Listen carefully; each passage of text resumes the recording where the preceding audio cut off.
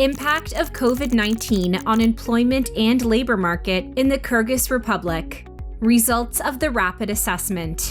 Kyrgyzstan is a landlocked, mountainous country in Central Asia. Its population of slightly above 6 million is predominantly young. Since 2014, annual GDP growth has stabilized at about 4.2%, but economic growth has not translated into significant job creation, especially among youth under the age of 30. Nearly 2.5 million persons engaged in the labor force in 2018. 113,000 were unemployed. The youth unemployment rate was 2.7 times the adult unemployment rate.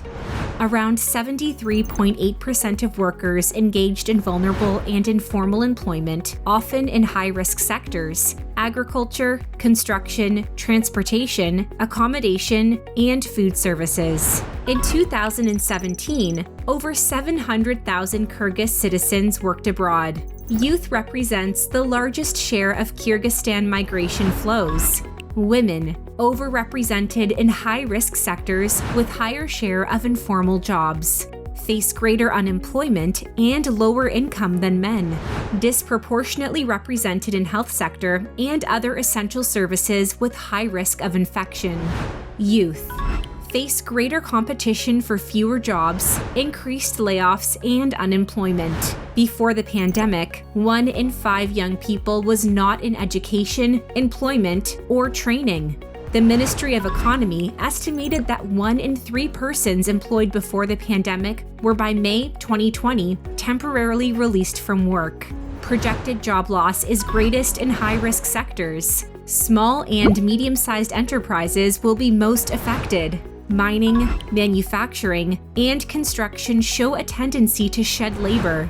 Agriculture is projected to absorb labor displaced from services, but it is frequently associated with low earnings, low productivity, and informality. As survival strategies, informal employment is likely to expand. Disruptions to education and training, collapse in job vacancies, and high concentration of young workers in hard-hit sectors have made youth particularly impacted by the crisis. Policy recommendations. Short-term recommendations. Cash assistance and active labor market programs targeting vulnerable workers, especially youth and women. Youth-targeted wage subsidies, on-the-job training opportunities, and public work programs. Work-sharing schemes, including subsidized reductions in working hours, help to preserve jobs for youth.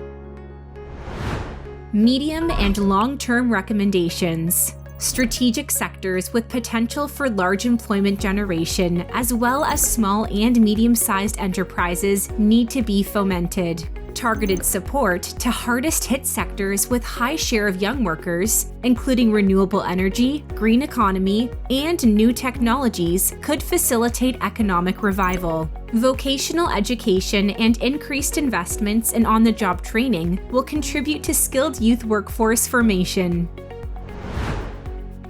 Social dialogue is key for priority setting and policy design on extending social protection coverage, protecting vulnerable workers, including youth, and enhancing cross-sectoral cooperation. The ILO works to support governments, workers, and employers' organizations to combat the impact of COVID-19, ensuring safety and health at work and sustainability of business and jobs.